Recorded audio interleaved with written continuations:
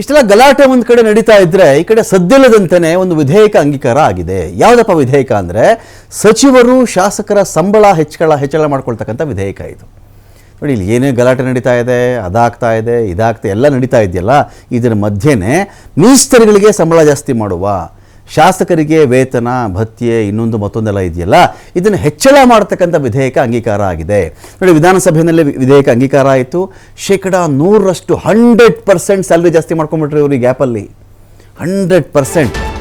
20,000 ಇದ್ದರೆ 40,000, 40,000 ಇದ್ದರೆ 80,000, 80,000 ಇದ್ದರೆ 1,60,000. ಆ ಥರ ಸಂಬಳ ಜಾಸ್ತಿ ಮಾಡ್ಕೊಂಡಿದ್ದಾರೆ ಇವರುಗಳು, ಜನಪ್ರತಿನಿಧಿಗಳು. ಕೋಟ್ಯಧಿಪತಿ MLAಗಳಿದ್ದಾರೆ, ಕೋಟ್ಯಧಿಪತಿ MLCಗಳಿದ್ದಾರೆ. ಇವರ ಸಂಬಳ ಡಬಲ್ ಆಯ್ತು ಇವಾಗ ಅಂತ. ಮುಖ್ಯಮಂತ್ರಿಗಳ ವೇತನ, ಅವರ ಸ್ಯಾಲ್ರಿ 75,000ದಿಂದ 1.5 ಲಕ್ಷಕ್ಕೆ ಏರಿಕೆಯಾಗಿದೆ ಇಲ್ಲಿ. ಆಯಿತು, ಸ್ಪೀಕರ್ ಅವ್ರದ್ದು, ಸಭಾಪತಿ ಸಭಾಧ್ಯಕ್ಷರದ್ದು ವೇತನ 75,000ದಿಂದ 1.25 ಲಕ್ಷಕ್ಕೆ ಅವ್ರದ್ದು ಕೂಡ ಏರಿಕೆಯಾಗಿದೆ. ಈ ವಿಧೇಯಕವನ್ನು ಪಾಸ್ ಮಾಡಿಕೊಂಡ್ರಿ ಇವರು. ಯಾರದ್ದು ವಿರೋಧ ಇಲ್ಲ ಇದಕ್ಕೆ. ಪಕ್ಷಾತೀತವಾಗಿ ಯಾರ್ಯಾರೋ ವಿರೋಧ ವ್ಯಕ್ತಪಡಿಸಿಲ್ಲ. ನಮಗೇನು ಸಂಬಳ ಬೇಕಾಗಿಲ್ಲ, ನಮಗೆ ಸಂಬಳ ಕಡಿಮೆನೇ ಇರಲಿ, ಅಷ್ಟೇ ಇರಲಿ, ನಾನು ಸಂಬಳ ಬಿಟ್ಟುಬಿಡ್ತಾ ಇದ್ದೀನಿ, ಯಾರೂ ಮಾತಾಡಿಲ್ಲ ಇಲ್ಲಿ. ಸಭಾಧ್ಯಕ್ಷರ ವೇತನ 75,000ದಿಂದ 1.25 ಲಕ್ಷಕ್ಕೆ ಏರಿಕೆ ಆಯಿತು. ಇನ್ನು ಯಾರ್ಯಾರ ಸಂಬಳ ಭತ್ಯೆ ಇನ್ನೊಂದು ಮತ್ತೊಂದು ಹೆಚ್ಚಳ ಆಯಿತು ಅಂತ ನೋಡ್ತಾ ಬರೋಣ ನಾವಿಲ್ಲಿ. ಸಭಾಪತಿಗಳದ್ದು ಸಭಾಧ್ಯಕ್ಷರದ್ದು 75,000ದಿಂದ 1.25 ಲಕ್ಷಕ್ಕೆ ಏರಿಕೆ ಆಯಿತು. ಅತಿಥಿ ಭತ್ಯೆ 4ರಿಂದ 5 ಲಕ್ಷಕ್ಕೆ ಏರಿಕೆಯಾಗಿದೆ ಇವರದ್ದು. ಉಪಸಭಾಪತಿಗಳದ್ದು 60,000ದಿಂದ 80,000ಕ್ಕೆ ಏರಿಕೆ ಆಯಿತು ಸ್ಯಾಲ್ರಿ. ಉಪಸಭಾಪತಿಗಳ ಅತಿಥಿ ಭತ್ಯೆ, ಇವರು ಸ್ಯಾಲ್ರಿಗಿಂತ ಅತಿಥಿ ಭತ್ಯೆ ಜಾಸ್ತಿ ಇವರಿಗೆ. 2.5 ಲಕ್ಷದಿಂದ 3 ಲಕ್ಷಕ್ಕೆ ಆಯ್ತದು, 50,000 ಜಾಸ್ತಿ ಮಾಡಿಕೊಂಡ್ರು.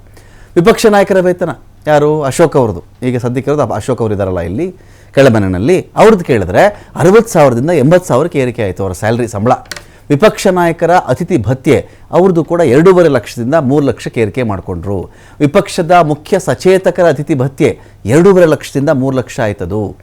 ಶಾಸಕರ ಸ್ಯಾಲ್ರಿ 40,000 ಇತ್ತಪ್ಪ ಒಬ್ಬ MLAಗೆ ಸಂಬಳ. ಈಗ MLA ಸಂಬಳ ಎಷ್ಟಾಯಿತು ಅಂದರೆ 80,000 ಆಗೋಯ್ತು. ಶಾಸಕರ ಪಿಂಚಣಿ 50,000ದಿಂದ 75,000 ಆಯ್ತದು. ಹೆಚ್ಚುವರಿ ಪಿಂಚಣಿ 5ರಿಂದ 50,000ಕ್ಕೆ ಏರಿಕೆ ಆಗಿಬಿಟ್ಟಿದೆ ಇದೀಗ. ಮಾಜಿ ಶಾಸಕರ ವೈದ್ಯಕೀಯ ಭತ್ಯೆ, ಈಗ ಶಾಸಕರಲ್ಲ, ಅವರು ಮಾಜಿ ಶಾಸಕರಾಗಿದ್ದಾರೆ, ಮೆಡಿಕಲ್ ಅವ್ರಿಗೊಂದಷ್ಟು ಅಲೋವೆನ್ಸ್ಗಳು ಬೇಕಲ್ಲ ಅಂತ ನೋಡಿದ್ರೆ 5ರಿಂದ 20,000 ಆಯ್ತದು.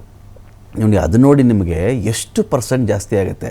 5ರಿಂದ 10,000 ಜಾಸ್ತಿ ಆದ್ರೇ 100% ಅದು ಹೈಕು, ಏರಿಕೆ ವೈದ್ಯಕೀಯ ಭತ್ಯೆ. 5ರಿಂದ 10,000 ಆಗಿಬಿಟ್ರೆ ಇನ್ಫ್ಲೇಷನ್ನು, ಬೆಲೆ ಏರಿಕೆ, ಮನೆ ಬಾಡಿಗೆ ಜಾಸ್ತಿ ಆಯಿತು, ನೀರಿನ ದರ ಜಾಸ್ತಿ ಆಯಿತು, ಎಲೆಕ್ಟ್ರಿಸಿಟಿ ಜಾಸ್ತಿ ಆಯಿತು ಅಂತೆಲ್ಲ ಹೇಳಿಕೊಂಡು, ಪೆಟ್ರೋಲ್ ಜಾಸ್ತಿ ಆಯಿತು, ಡೀಸೆಲ್ ಅಂತ ಹೇಳಿಕೊಂಡು ಇವೆಲ್ಲ ಸಂಬಳ ಜಾಸ್ತಿ ಮಾಡ್ಕೊಂಡ್ಬಿಟ್ಟಿದ್ದಾರೆ. ಸಾಮಾನ್ಯ ಜನಗಳ ಕತೆ ಹಾಗೇ ಇರುತ್ತೆ. ವೈದ್ಯಕೀಯ ಭತ್ಯೆ 5ರಿಂದ 20,000 ಆಯಿತು. ಕ್ಷೇತ್ರ ಪ್ರವಾಸ ಭತ್ಯೆ, ಅವ್ರ ಕ್ಷೇತ್ರದಲ್ಲಿ ಓಡಾಡ್ತಾರಲ್ಲ, ಅಲ್ಲಿ ಎಲ್ಲ ಓಡಾಡೋಕ್ಕೆ ಅವ್ರಿಗೆ ಪೆಟ್ರೋಲು ಡೀಸೆಲ್ ಎಲ್ಲ ಬೇಕಲ್ಲ, ಆ ಭತ್ಯೆ ಎಷ್ಟಪ್ಪ ಅಂದರೆ 60ರಿಂದ 80,000 ಆಯಿತು. ರೈಲಲ್ಲಿ ಹೋಗಬೇಕು, ಅವರು ವಿಮಾನದಲ್ಲಿ ಹೋಗಬೇಕು, ಅದಕ್ಕೆಷ್ಟು ಅಂದರೆ 2.5 ಲಕ್ಷದಿಂದ 3.5 ಲಕ್ಷ ಮಾಡಿಕೊಂಡ್ರು. ನೋಡಿ, ಅವ್ರಿಗೆ ಅವರ ಒಬ್ಬ ಶಾಸಕ ಯಾಕೆ ಇಷ್ಟು ಒದ್ದಾಡ್ತಾರೆ ಅಂದರೆ ಇಷ್ಟೇ ವಿಚಾರ. ವೇತನದೊಂದು, ಅತಿಥಿ ಭತ್ಯೆ ಒಂದು, ಮಾಜಿ ಶಾಸಕ ಆದರೆ ವೈದ್ಯಕೀಯ ಭತ್ಯೆ ಒಂದು 20,000 ಸಿಗುತ್ತೆ ಅವ್ರಿಗೆ. ಆಯ್ತಪ್ಪ, ನೀನು ಕ್ಷೇತ್ರದಲ್ಲಿ ಓಡಾಡ್ತೀಯಾ, ಕ್ಷೇತ್ರದಲ್ಲಿ ಓಡಾಡೋಕ್ಕೆ ಒಂದು ದುಡ್ಡಿದೆ ಅವ್ರಿಗೆ. ಕ್ಷೇತ್ರದಲ್ಲಿ ಓಡಾಡೋಕ್ಕೆ ಅಂತಲೇ ಹೆಚ್ಚು ಕಡಿಮೆ ಅವ್ರು ಎಷ್ಟು ತೊಗೋತಾರೆ ಅಂದರೆ ದುಡ್ಡು ನಿಮಗೆ 60ರಿಂದ 80,000 ಮಾಡ್ಕೊಂಬಿಟ್ರು. 80,000 ಶಾಸಕ MLA ಅವ್ರು ಇಡೀ ಕ್ಷೇತ್ರ ಓಡಾಡಬೇಕಲ್ಲಪ್ಪ, ತಿಂಗಳಿಗೆ ಎಷ್ಟು ಕೊಡ್ತಾರೆ ಅಂದರೆ 80,000 ತೊಗೋತಾರೆ ಅವರು ಅಂತ.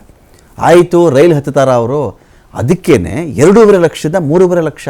ವಿಮಾನದಲ್ಲಿ ಓಡಾಡಿದ್ರು ಜನಗಳದೇ ದುಡ್ಡು, ಅವ್ರ ಊರಲ್ಲಿ ಕಾರಲ್ಲಿ ಓಡಾಡಿದ್ರು ಜನಗಳದೇ ದುಡ್ಡು, ಅವ್ರ ಮನೆ ಬಾಡಿಗೆಗೂ ಅವ್ರು ನಮ್ಮದೇ ದುಡ್ಡು, ಅತಿಥಿ ಭತ್ಯೆ ಅದೂ ನಮ್ಮದೇ. ಪ್ರತಿಯೊಂದು ಸ್ಟೇಜಲ್ಲೂ ನೋಡಿ ಅವ್ರಿಗೆ ಇಷ್ಟು ದುಡ್ಡು ಹೋಗುತ್ತೆ. ಇದಕ್ಕೆ ಇಷ್ಟು ಒದ್ದಾಡೋದು, MLA ಆಗಬೇಕು, MLA ಆಗಬೇಕು, MP ಆಗಬೇಕು, ಮಿನಿಸ್ಟರ್ ಆಗಿಬಿಡ್ಬೇಕು ನಾನು ಅಂತ. ಮುಖ್ಯಮಂತ್ರಿಗಳ ವೇತನ 75,000ದಿಂದ 1.5 ಲಕ್ಷ ಆಯಿತು. ಸಚಿವರ ವೇತನ 60,000ದಿಂದ 1.25 ಲಕ್ಷ, 1.25 ಲಕ್ಷ ಆಗೋಯಿತು. 100% ದಾಟಿಬಿಟ್ಟಿದ್ದಾರೆ ಇವ್ರ ಸ್ಯಾಲ್ರಿಗಳು. ಇವ್ರ ಸ್ಯಾಲ್ರಿ ಹೈಕು ಯೂಶ್ವಲಾಗಿ ಪ್ರಧಾನ ಕಂಪನಿಗಳಲ್ಲಿ 5% ಸ್ಯಾಲ್ರಿ ಹೈಕ್ ಆಗಿಬಿಟ್ರೆ ಸಾಕಪ್ಪ ಅಂತಿರ್ತಾರೆ. 1 ಲಕ್ಷ ಸ್ಯಾಲ್ರಿ ಇದ್ದರೆ ಒಂದು 5,000 ಕೊಡಲಿ ನಮಗೆ ಜಾಸ್ತಿ ಅಂತ. ಇಲ್ಲಿ ನೋಡಿ, ಡಬಲ್ ಎಲ್ಲ ಕೂಡ.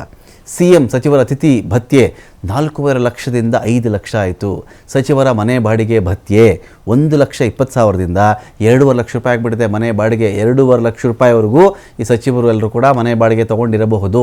ನೀವೆಲ್ಲನ ಬಾಡಿಗೆ ಮಾಡ್ಕೊಳ್ಳಿ, ಇಷ್ಟು ನಿಮಗೆ ಕೊಡ್ತೀವಪ್ಪ ಅಂತ. ರಾಜ್ಯ ಸಚಿವರ ವೇತನ 50,000ದಿಂದ 70,000 ಆಯಿತು. ರಾಜ್ಯ ಸಚಿವರ ಮನೆ ಬಾಡಿಗೆ ಭತ್ಯೆ 1,20,000ದಿಂದ 2 ಲಕ್ಷ ಆಯಿತು.